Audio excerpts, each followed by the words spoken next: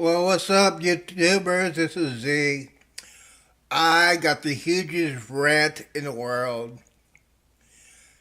Last night they did a telethon. I guess you saw it, and probably the mainstream media covered it, all that stuff.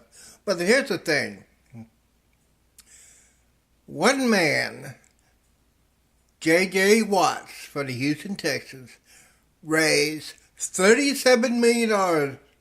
$37 million for the Hurricanes. Last night they last $44 million. That's okay, but the real thing that really pisses me off when they said when it was political. It was political. Everybody was talking about political. Barbara Streisand, Stevie Wonder, whoever it was, really,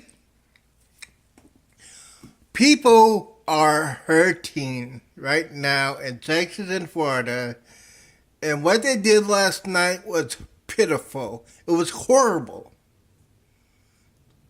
Talking about climate change and blah, blah, blah.